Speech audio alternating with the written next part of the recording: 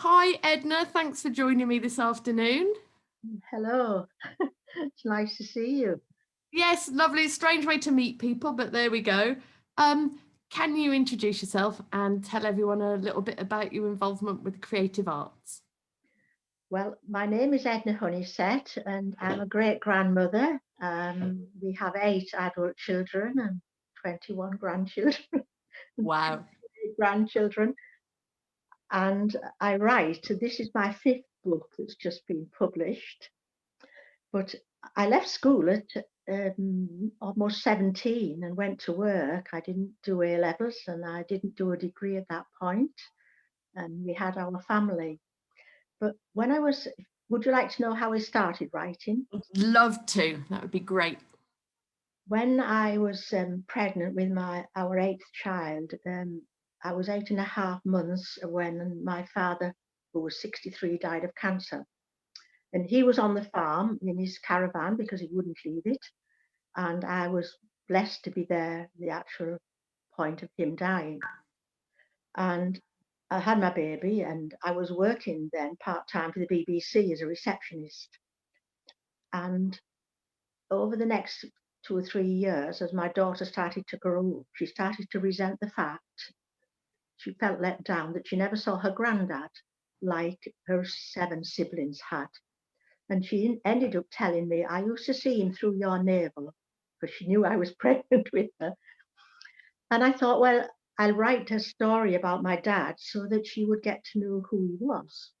So I started longhand. I didn't use a typewriter or anything, and started writing this story. And I started from when I was born, and we moved to the farm when I was 2, and we were brought up with lots of siblings in a lot of poverty and all that stuff.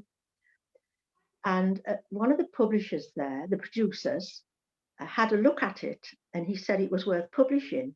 And he typed every chapter up for me, bit by bit, and I've still got that original copy. However, it never got published. I tried a few times. I think it was too emotional. It was very much, I'd lost my dad, and he said he would hang around to see this baby, and he didn't quite make it. So I really think it probably wasn't at that point. It did get published many, many years later. So it wasn't my first book. And while I was trying to get it published, I wrote about 30 pages, and I thought, I'm going to write 3 books. One until I went to the boarding school, then another on boarding school and working, and the third one our married life, and that was my plan. So I got 30 pages written of my second book. By this time, we were into the late 80s. I left the job and I started a degree in divinity, distance learning. I was involved in the church. So into my second year of my degree, this youngest daughter was then 13, started to become very difficult, that we didn't recognize the signs because we knew nothing about mental illness. And it, it, she ended up suicidal because we did get an emergency appointment, but already we hadn't realized how ill she was. And I'd been supporting my mother for some time since my dad died, and she wouldn't tell anybody. She said she had me and God. She had an obsessive compulsive disorder, which got worse and worse because then she was on her own. And her religion crept into it as well as the cleanliness aspect. And I didn't understand for a number of years. In fact, I found her a nuisance. But I realized she was ill. Not ill. She could go to church and read, she could play whist, but she had an illness that was taking over her life. And she wouldn't have visitors, and she couldn't pick anything up off the floor without washing it. It was really hard. So when my daughter took ill, I was finding it really tough. But I struggled through and got my degree. And when she was about 19, and after a couple of relapses, we revamped that first book, and we got it. Um, I think she put it on a computer. I certainly didn't. And we added some fiction, and we made it into a kind of story, using the story that I'd written, but improved a lot and bit mystery in it with this character we put in. So it was only semi true then, if you like. And then because I didn't find the support I needed across my church and generally in the public, because we're going back a number of years about mental illness and it wasn't understood and the stigma was awful, I decided I would carry on and do a master's.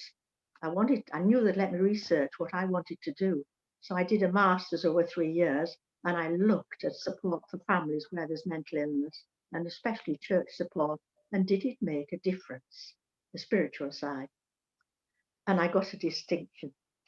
Much to the amazement of my tutor, who said I was too emotionally involved and I wouldn't reach the standard they wanted. And I thought, well, you shouldn't challenge me because I will do it. And the other tutor was fine. He took me on then, and he was a little bit anxious, I think. But anyway, I got my distinction.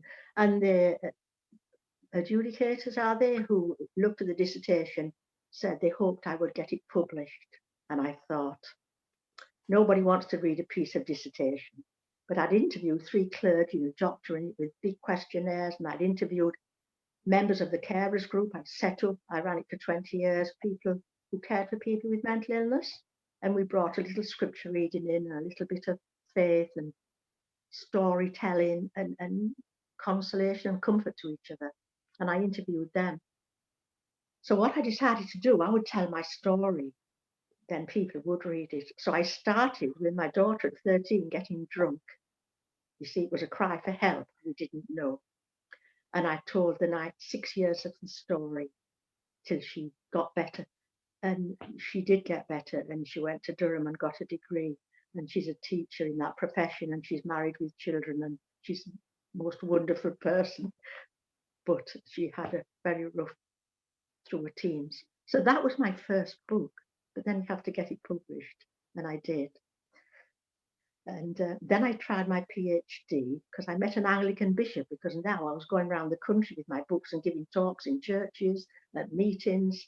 I did many, many churches in the Middlesbrough Diocese, took my books and sold them, because my idea was to raise awareness, help people to understand. It's not people's fault if they can't help you, if they don't understand mental illness. And it's not the church's fault or the priest's fault if they don't know anything about it. So I decided, well, I was church and I ought to do something about it because I do understand it. So that's why I went round. So I saw lots of books, tried my PhD at Durham, distance learning mostly, under an Anglican bishop who was lovely and did understand, because he had a daughter who'd had a mental illness for years. But I'm a heart person, not a head person. And being grilled for an hour and a half by 2 professors when you've done 6 years of work on your big piece of work. And I wasn't very good at the interview, and they suggested I do another chapter and I could try again for an MLit. And I thought, I don't need letters after my name. I was only doing it, I thought, if I got called professor, people would listen to me. I decided I would just get my second book published as it was. And I did. And the first publisher had given up, so I did find another publisher for that first book, and the second book got republished with this publisher I'm with now. And then I did a third book and I got articles and poems and prayers and drawings from about 25 people. Either were carers or people with mental ill health. They weren't Catholics necessarily, they weren't necessarily religious. It was just a book to help people to understand. And then I took up a lot of childminding with lots and lots of grandchildren. And it wasn't until 2014, when 2015, we finally gave up full-time childcare, and I was into my 70s, that I found this book again that I'd written years and years ago. So I revamped it again and I changed the ending because I didn't like it. And my publisher published it in 2017. So then I thought, right, I'll do my second one now. And I found the 30 pages I'd written by hand all those years ago. I found them in the move. I thought, I'll have to type it all up. I self-taught using a computer. And, you know, it was really hard. I used to get paid for 2 of the children at first when I was doing my BA to do it for me. But then one was doing the GCSEs and my youngest daughter took ill and I had to learn how to use a computer. But I made it and improved over the years. And my husband's very good. He's a bit like me. He's done degrees while he's worked, and and very much learned about computers. And if I get stuck, he helps me, and he helps me with the pictures. So then I found these pages, and bit by bit I had to type it all up, add bits and add more, and that was the book that's just come out. But the lockdown was brilliant. It wasn't, it was horrible. And to keep me emotionally stable, I suppose. I've got grandchildren from 3 years upwards to 30, and I miss those little ones terribly. And I haven't seen two sons for well over a year because they live in Kent with grandchildren and they can't come up. So we do a little bit of Zooming, but it's not like hugs and kisses. So lockdown helped me because I decided I would try and finish it by my 80th birthday. And of course, when I went into lockdown, I made myself do it, and I made it. And now I've started another one because it keeps me occupied. I made myself try and do 500 words a day on the next book. Wow. Well, that is, that is an incredibly moving and fantastic story. And thank you so much for sharing that. I wasn't expecting any of that. And yeah. I don't quite know how much you want to know, and I know we only have 10 minutes, so I just thought no, that was really wonderful. I lost my dad to cancer when he was 63 as well, as it happens, and I lost my mum 5 years later to a heart attack. And my eldest son, I have two, he was 10 months at the time, so you know what it's like. Yeah, and it's been really, really hard for me that my mum hasn't been part of their life, but I kind of feel that she has, because when they were little, they got so used to me saying to them, my mum would have been proud of you for, all the things that I know she would have been proud, that it got to the point where they would come to say to me, your mum would have been really proud of us. So it's kind of like, that's been my way of keeping her alive and letting her do good for my sons. But you've written, a series of novels, and that is just amazing. And the focus of your work, again, just really so important. I've lost 3 friends to suicide, one just a few weeks ago. And to think that there's somebody who's out there educating people, giving them the tools that they need to understand mental health issues and to help where they can, it's absolutely wonderful thing. And thank you so much for all the incredible work that you do. I'm very moved.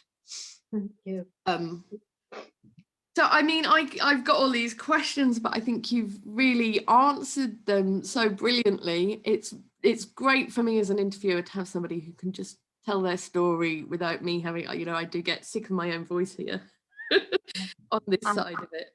I did look at it all this morning. I looked at all the questions and tried to think of the key points, because obviously I could talk for an hour, and I have done some talks I've given.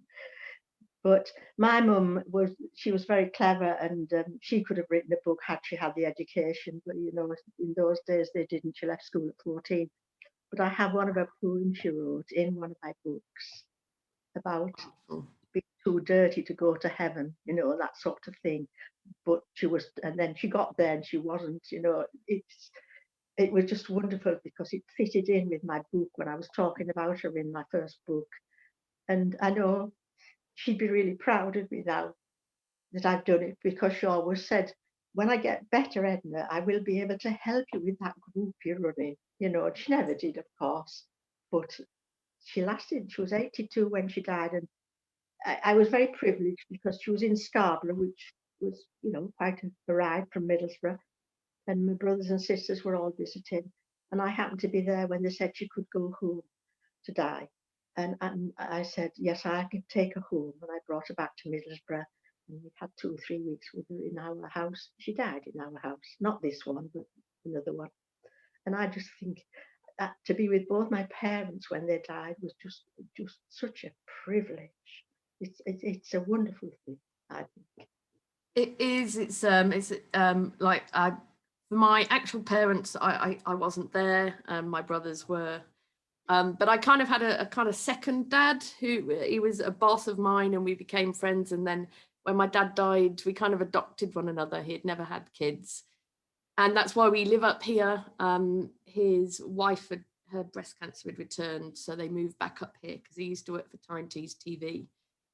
And sadly, she passed away after 6 months, and so he was kind of left up here on his own, and I was pregnant, and so that was it. We moved up here, and he died from lung cancer 7 years ago. And yeah, he hated hospitals. He used to go to London and have operations, and the police would ring me from the security desk, say, "It's your dad, he's trying to leave again," and I'd have to put him down.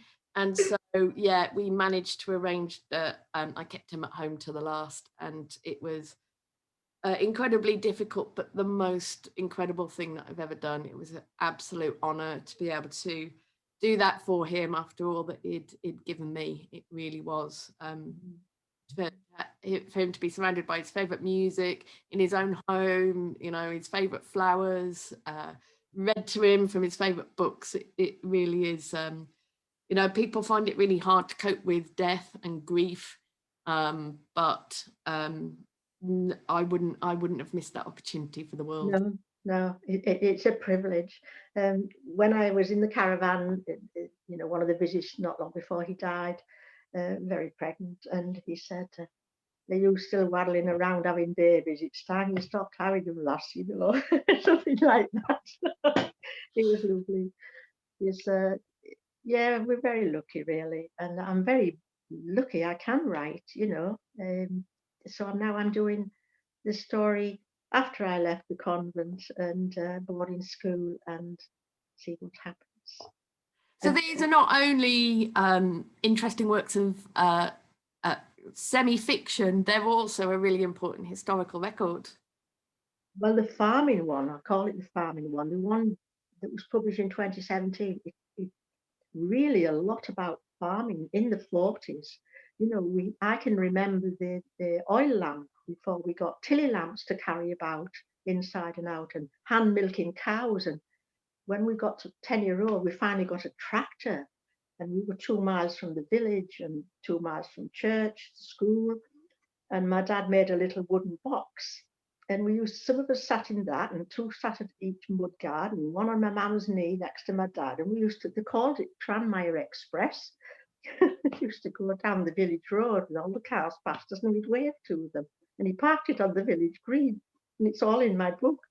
So in this book I've just had published, we found a very old photograph, one of my brothers, of me and my sister, and I'm about 14 with my school uniform on, and she looks quite smart. And we're sitting, he's pulling off the village green at Upthorpe, and we're sitting in this little wooden link box he made. And I thought, yeah, so I put it in my book. I put 15 black and white pictures in this book, some of the convent boarding school, because the contrast, and this is the current book, between, we had no money at home. I mean, there was a lot of us, and but it was a happy place. It was idyllic to live in, but we didn't appreciate it then. And then you go to a boarding school where everything's in silence, and there's bells here and ringing bells there, and you queued for everything, and went to bed at 8:30. And I didn't see my parents for 7 weeks, and my family, but I got a good education, and it was paid for because we were means tested, and then it was great. You know, the county council paid for me. And I had a wonderful English teacher. She was so good, and and I can still remember her, taught us what sentences were, every word in it, you know, really taught us how to write. And I've never forgotten her, and she was a very kind teacher as well. Brilliant. I think there's a lot of people that I've interviewed as part of this process that it was initially a teacher that inspired them to go on and achieve what they have. Edna, it's been absolutely lovely to talk to you. One thing that I hope to do at the end of all of this is to have a big event at a venue called the Auxiliary in Middlesbrough, which will be all day and all night. So in the morning, it will be like seminars and workshops, moving into performance, and then a bit of a party at the end of it. And it would be absolutely lovely if you could come down and give us a talk, and we can listen to you for a whole hour. Then that would be. Thank you very much. And would I be bringing books or just bring myself? You bring lots of books and we'll buy them all from you. So there you go, especially signed by the author. What more No, can you ask this for? is so wonderful. Thank you so much. Brilliant. It's been lovely, Edna, and I look forward to meeting you in person as soon as we get out of here. Right, all right. We've had one vaccination last Saturday. Both of us, we're both 80, 81, so Fantastic. Good on you. yeah. All right. We're hoping that their Nana and Grandpa can get vaccinations soon, because as you say, we haven't seen them other than driving to Yorkshire Sculpture Park to meet in a car park and swap a bootload of presents while wearing masks just before Christmas. That's been it for a year. So yeah, let's hope we're all out there soon. And you take care. And you, thank you very much. Thank you.